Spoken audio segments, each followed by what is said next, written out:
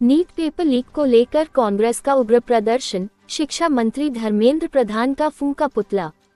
युवाओं के भविष्य से खिलवाड़ नहीं सहेंगे, नीट मामले पर केंद्र सरकार पर बरसे नेता।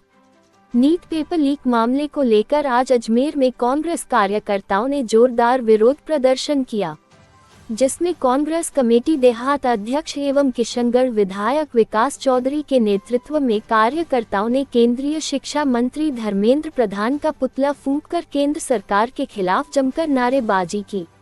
इस दौरान प्रदर्शन में पूर्व मंत्री नसीम अख्तर इंसाफ, सांसद प्रत्याशी रामचंद्र चौधरी, डॉक्टर सुनील लारा सहित बड़ी संख्या में कांग्रेस कार्यकर्ता मौजूद रहे। कांग्रेस नेताओं ने रैली निकालते हुए अजमेर कलेक्ट्रेट पहुंचकर केंद्र सरकार और भाजपा पर युवाओं के भविष्य से खिलवाड़ करने का आरोप लगाया।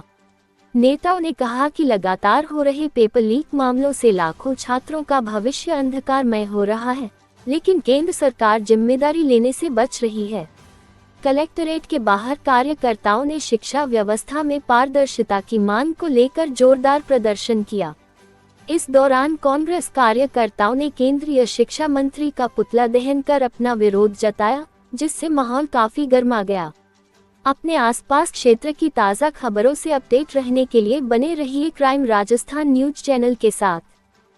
जो दोहरा चरित्र देखने को मिला, 22 लाख नौजवानों के भविष्य के साथ जो खिलवाड़ किया, कई पिताओं ने कर्ज लिया, कई माताओं ने गहने बेचे और कई बच्चों के भविष्य के साथ खिलवाड़ जो भारतीय जनता पार्टी के लोगों ने किया है। आज हमने शिक्षा मंत्री धर्मेंद्र प्रधान का पुतला जलाया है और हम उनके इस्तीफे की मांग करते हैं। नीट में जिस प्रकार से धांधली हुई, उनके पीछे जितने भी माफिया, पेपर माफिया है, वो बेनकाब हो, लोगों के सामने आए और जो बच्चों के भविष्य के साथ खिलवाड़ भारतीय जनता पार्टी और उनके लोगों ने किया है, उनके खिलाफ आज हमने पूरे प्रदेश में धरना प्रदर्शन कर जनता के बीच में जाने का काम किया है और नौजवानों के साथ खड़े होने का काम कांग्रेस पार्टी ने किया है। आज जिला कांग्रेस कमेटी अजमेर ग्रामीण और शहर के संयुक्त तत्वाधान में धरना प्रदर्शन आयोजित था। हमारे शहर के जिलाध्यक्ष माननीय डॉक्टर राजकुमार जयपाल जी पीसीसी में एक अत्यंत महत्वपूर्ण मीटिंग के कारण हमारे बीच में नहीं रहे।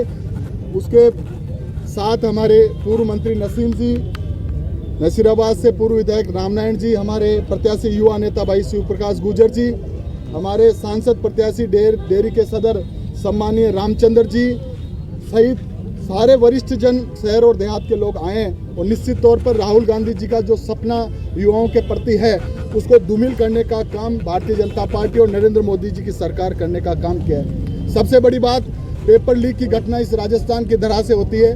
नैतिक जिम्मेदारी यहाँ के मुख्यमंत्री की भी बनती है कि युवाओं के भविष्य के साथ जो खिलवाड़ उन्होंने किया है, यही लोग 2018 से 23 में नहीं सहेगा राजस्थान का नारा देकर नौजवानों को बरगलाने का काम करते थे।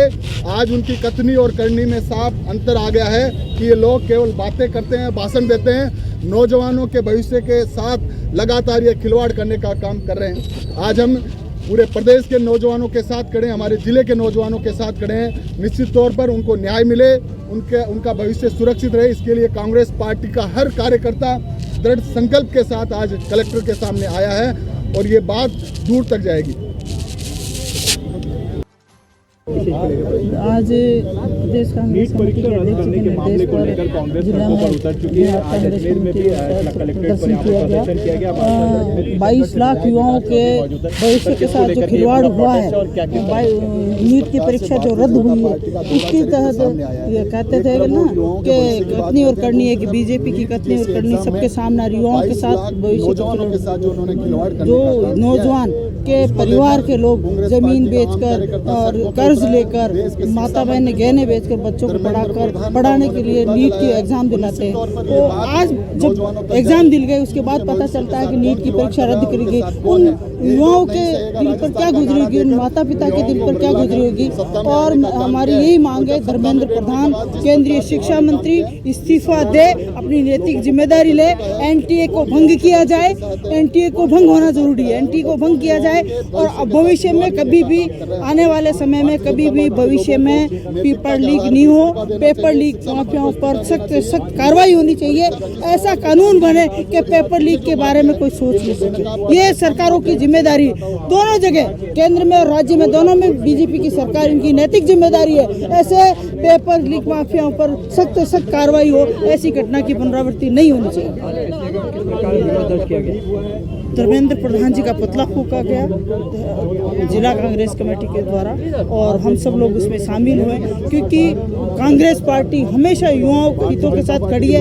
आज ये कहते हैं न युवाओं के साथ न्याय हो रहा, न महिलाओं के साथ न्याय हो रहा, न आम आदमी त्रस्त है, किसान त्रस्त है, महिला त्रस्त है, युवाओं के तो 22 लाख युवाओं का भविष्य उजाड़ दिया इन्होंने, युवाओं के साथ खिलवाड़ कर दिया, भविष्य को बिगाड़ दिया इन्होंने। इनको पूरे देश से माफी मांगनी चाहिए। देखिए सर, पूरा भारत देश छात्र छात्राएं अपनी इतनी मेहनत लगन से एक एग्ज़ाम, महत्वपूर्ण एग्ज़ाम जो नीट की तैयारी कर रहा होता है, महीनों से सालों से वो एग्ज़ाम लीक होने के कारण रद्द हो जाए और भारतीय जनता पार्टी के धर्मेंद्र प्रधान जी चुप रहे। उनकी जो नेशनल टेस्ट एजेंसी है जो एग्ज़ाम कराती है, उस पर अधिकारियों पर कोई कार्रवाई ना हो, उनके चेयरमैन पर कोई कार्रवाई ना हो, जो मोदी जी के बिल्कुल खास है। क्योंकि सर, जब तक इन लोगों पर कार्रवाई नहीं होगी, भारतीय जनता पार्टी अपनी नैतिकता के आधार पर धर्मेंद्र प्रधान जी इस्तीफा नहीं देंगे। ये पेपर लीक होते रहेंगे, क्योंकि जो बिगड़ा किसका है? छात्रों का बिगड़ा है, माँ बाप का बिगड़ा है, जो लोगों ने मजदूरी मेहनत करके अपने बच्चों को आगे बढ़ाना चाहते हैं, परिवार के गहने गिरवी रख करके पढ़ा रहे हैं, उन बच्चों का भविष्य खराब करने पर ये सरकार तुली हुई है। और आज हम लोगों ने, शहर कांग्रेस ने, ग्रामीण कांग्रेस ने मिलकर के कलेक्ट्री प्रदर्शन किया है।